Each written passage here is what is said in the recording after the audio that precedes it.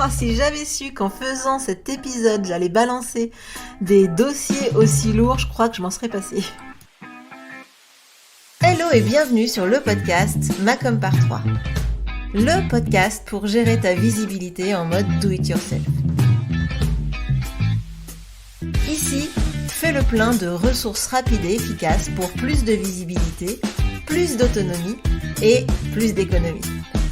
En bref, pas de blabla, mais des échanges d'expériences et de bonnes pratiques pour que ta com soit festive et efficace. Allez, je te laisse écouter l'épisode du jour. Hello, bienvenue dans ce nouvel épisode du podcast. Je suis ravie de vous retrouver aujourd'hui pour vous raconter une histoire, tant qu'à faire la mienne, au sujet de la newsletter et un peu mon vécu avec ce sujet. Un peu, tout le monde dit il faut avoir une newsletter, tout le monde nous serine un peu avec le sujet, l'emailing, et pourtant on a quand même pas mal d'a priori. En tout cas, moi, mes clients, ils en ont pas mal. Et du coup, je sais que c'est un sujet qui peut être un peu, on va dire, pas compliqué, mais en tout cas, il est clivant, en tout cas. Donc, aujourd'hui, j'avais envie de te parler un peu de ma vie, mon œuvre avec la newsletter. Alors, autant dire que c'est pas tout à fait brillant, autant que je l'aimerais. Mais en tout cas, ça a le mérite d'être. Donc, c'est déjà pas mal. Donc on va rentrer tout de suite dans le vif du sujet. Je vais pas faire durer le teasing. Moi j'ai lancé ma newsletter en novembre 2014, sachant que j'ai créé mon entreprise en septembre 2014. Donc pour dire, ça a été assez rapide derrière. Je me suis dit allez feu, je lance ma newsletter. Et évidemment, j'ai fait toutes les erreurs possibles, toutes celles que je déconseille de faire à mes clients, évidemment. Depuis, j'ai envoyé 974 newsletters. Du coup, ça fait quand même un beau paquet de newsletters. Tout email confondu par contre, les emails de vente, les infos, les conseils, les emails aussi automatiques, etc. Puis il faut voir aussi les emails de relance des webinaires. Enfin, il y a quand même beaucoup d'emails qu'on peut envoyer et que toute mon audience n'a pas forcément reçu. C'est vraiment tout email confondu. Il y a aussi les emails que j'envoie à mes clients. Quand ils sont dans une formation, etc., de temps en temps, ils reçoivent un email pour que je m'assure qu'ils soient bien présents à la session de groupe, etc. Tout ça, je le fais avec mon outil d'emailing. Donc tout ça, ça fait partie des 974 newsletters en 8 ans. Et j'ai actuellement 1277 inscrits actifs sur ma mailing list, que ce soit entre ComCO et Macom par 3. Quand je vous dis actif, ça veut dire que il y a certains systèmes de newsletters, des plateformes de newsletters qui comptabilisent encore les personnes qui ont été nettoyées, les personnes qui se sont désabonnées, etc. Là, c'est vraiment que ceux qui souhaitent encore recevoir mes newsletters. Donc 1277 inscrits. Et puis donc du coup je fais cet épisode là aujourd'hui, donc on est vendredi 27 janvier parce que j'ai passé ma matinée à rédiger mes newsletters de la semaine prochaine, mais également du début du mois de février, et je dois avouer que je me suis littéralement éclatée à faire ce contenu, à créer ces newsletters. Donc il est évident et clair que la stratégie d'emailing, elle va prendre une place encore plus importante dans mon business dans les prochains mois, parce que vraiment j'aime ce support. C'est un support qui me challenge beaucoup plus que par exemple le podcast, où là je le travaille moins, en fait c'est plus du spontané. Enfin en tout cas moi je travaille bien comme ça sur le podcast, ça me fait bien plaisir d'être plus spontané.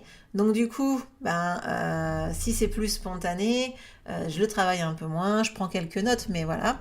Tandis que la newsletter, pour le coup, j'essaye de me tenir à des façons de faire, de construire des discours, de construire, on va dire, une histoire pour que mes lecteurs, ils s'ennuient pas, qu'ils aiment lire mes emails. Donc, du coup, forcément, ça me demande plus de travail, plus de challenge intellectuel. Et voilà, et du coup, je kiffe ça. Donc, si tu as envie de rejoindre ma mailing list, c'est le moment, clairement, parce que tu vas pouvoir kiffer ta life en lisant mes emails. Alors évidemment, ça c'est maintenant.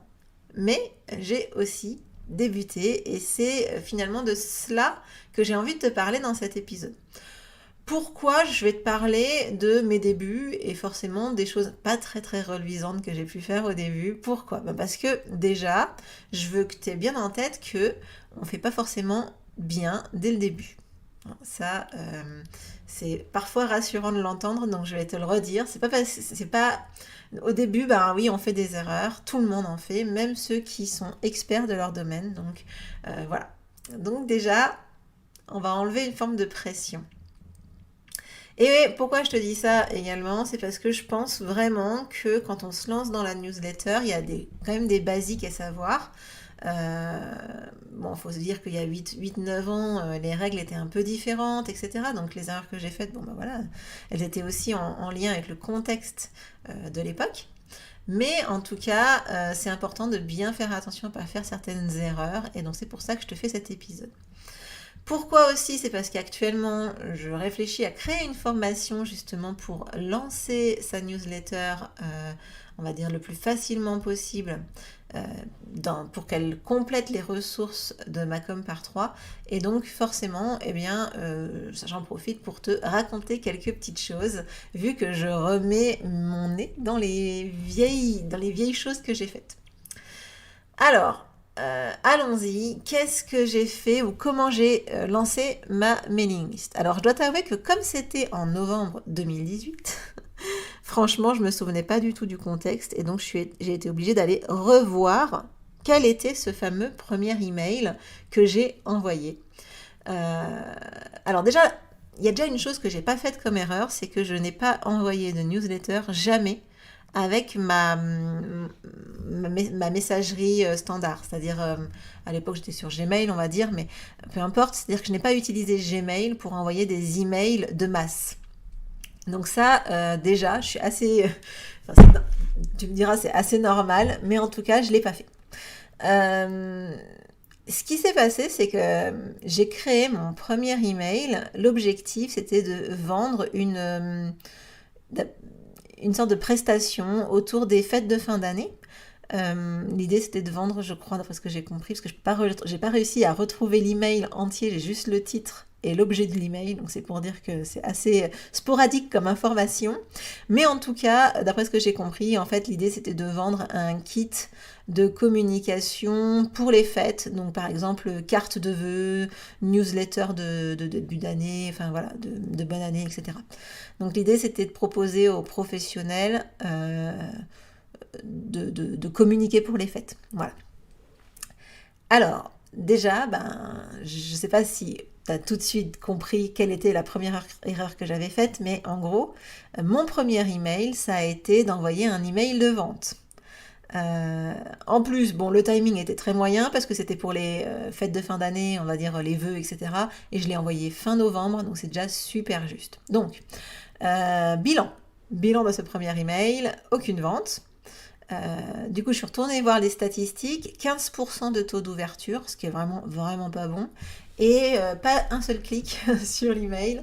Autant te dire que c'est loin d'être le succès intersidéral que j'aurais espéré. Mais bon, en même temps, à un moment donné, il faut bien commencer. Donc voilà pour la première erreur, c'est que mon premier email, ça a été un email de vente. Et quand tu vas savoir quelle est la deuxième erreur, tu vas te dire, mais mon Dieu, mais comment elle a pu faire ça ?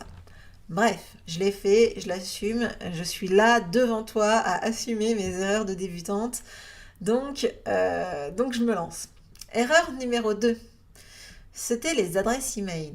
Tu vas me dire, Hélène, comment tu as pu envoyer une newsletter alors que ça faisait 2 mois que tu étais en activité, sachant que, pour la petite info, moi j'ai lancé mon activité, j'étais encore salariée à temps plein, donc j'étais loin de travailler à temps plein comme CO, donc ça faisait 2 mois de week-end en fait, puisque je travaillais le week-end et le soir, pour envoyer cette première newsletter.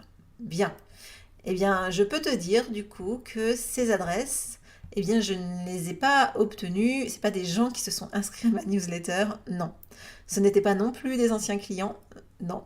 C'était tout simplement des adresses que j'avais copiées avec mes petites mains, avec mon petit clavier, à partir d'un fichier, une sorte d'annuaire en fait des entrepreneurs du coin autour de chez moi.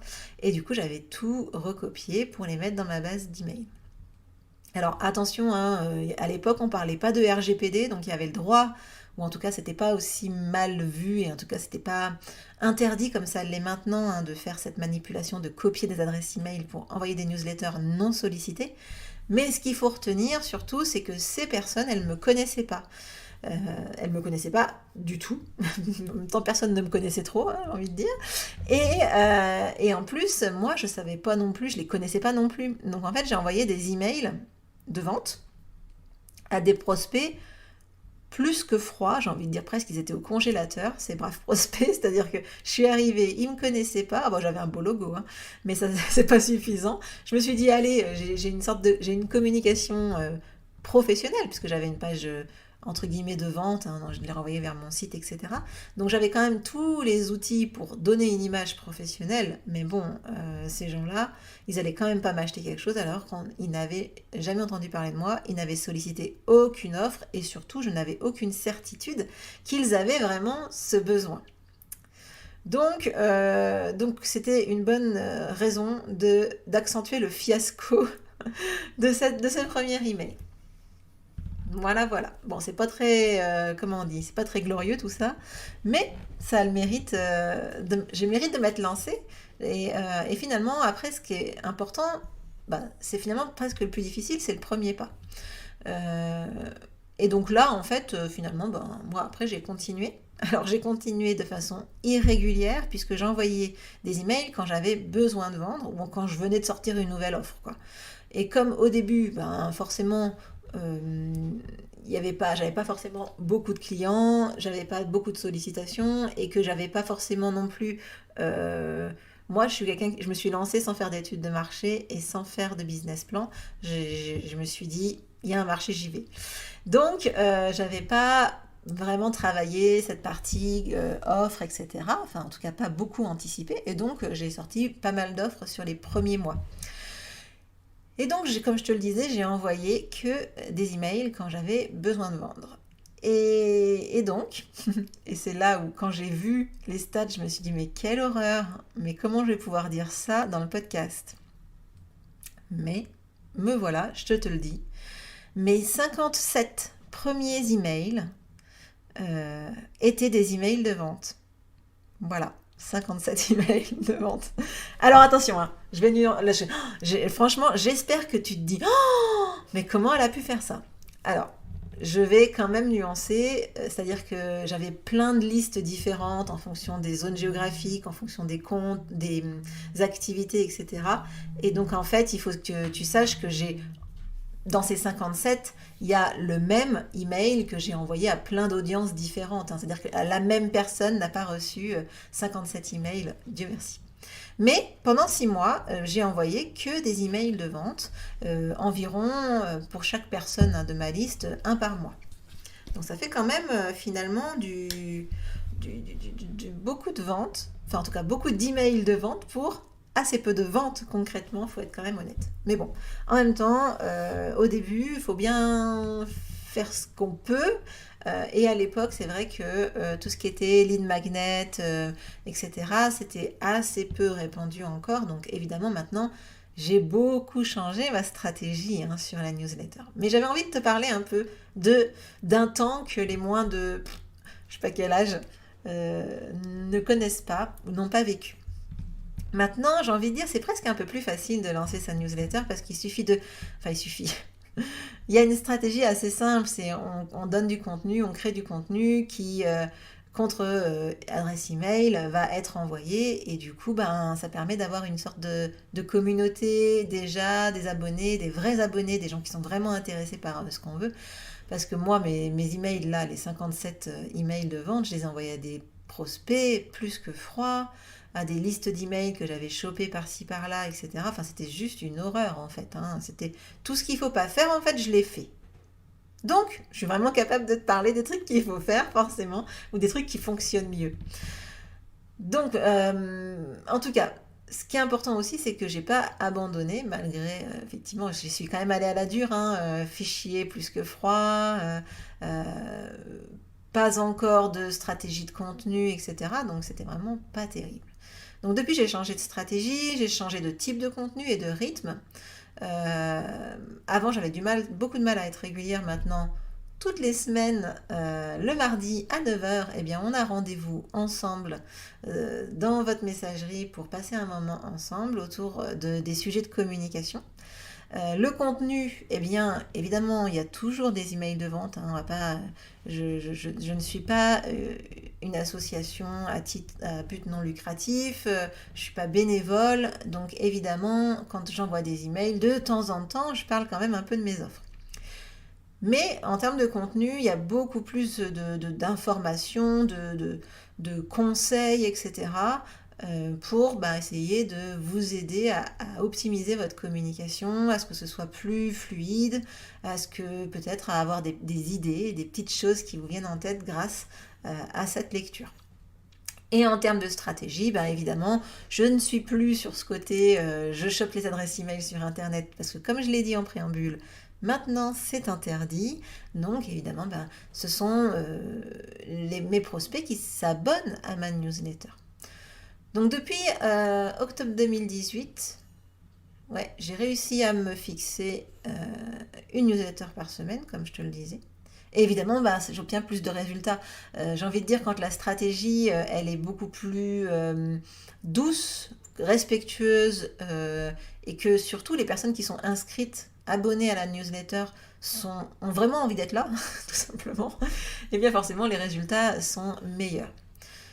Ce que j'ai fait moi aussi au fil de l'eau, c'est que j'ai créé énormément de lead magnets. Alors les lead magnets, c'est ces fameux cadeaux, ce fameux contenu qu'on reçoit contre une adresse email.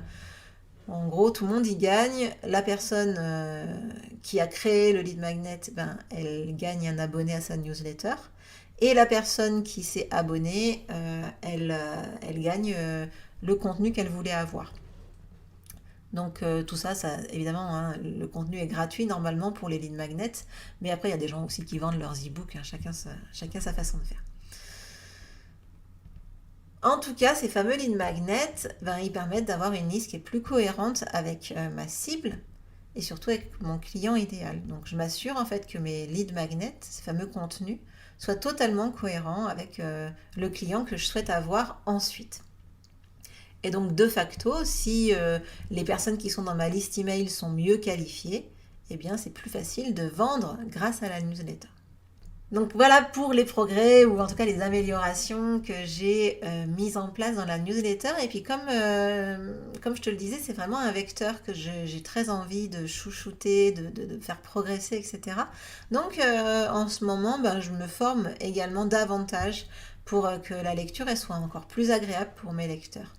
Donc si tu as envie de te lancer dans les newsletters sans être expert, ça c'est possible, il n'y a pas besoin d'avoir un diplôme en newsletter pour pouvoir se lancer. Et sache que ta newsletter, elle va de toute façon s'améliorer avec le temps, tu vas trouver ton style, tu vas trouver le ton que tu veux donner à ta newsletter, tu vas pouvoir peaufiner aussi les contenus qui intéressent ton audience, etc. Bref, de toute façon, la première newsletter que tu enverras, quand tu vas la regarder 8 ou 10 ans plus tard, tu te diras, mais mon Dieu, c'était pas la bonne idée, mais finalement, ce qui est important, c'est surtout de mettre le premier pied dans ce type de contenu, de faire la démarche, de le faire une fois en fait. Donc c'est vraiment l'emailing une super opportunité pour tous les solopreneurs, mais même tous les business. Mais c'est vrai que quand on est sur des outils de com un peu digitaux, type les réseaux sociaux, le site internet, etc., eh bien c'est intéressant d'avoir une newsletter pour pouvoir capter ses prospects et pouvoir se réadresser à eux quand on le souhaite, ou pour leur apporter du contenu, pour leur montrer que on sait bien de quoi on parle, que notre offre elle est vraiment super cool, etc. Donc si tu as envie, petit rappel, si tu as envie de rejoindre mes contacts VIP, ceux qui reçoivent ma newsletter tous les mardis, eh bien tu peux tout simplement t'inscrire via le lien qui est dans la description de cet épisode. Tu vas voir, tu pourras un peu découvrir la nouvelle version de la newsletter comparée à la version de vente du tout début. Franchement, si je l'avais retrouvée, je pense que je l'aurais renvoyée en fait.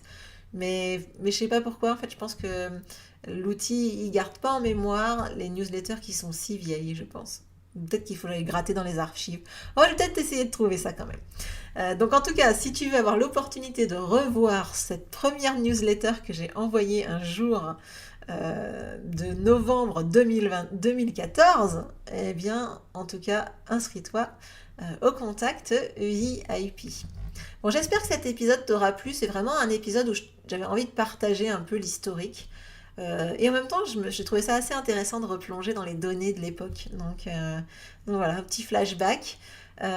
Si tu as aimé ce partage, si tu as envie d'échanger avec moi, tu peux me retrouver sur Instagram, et sur le compte Macom par 3 ou sur le compte Comseo. C'est toi qui choisis.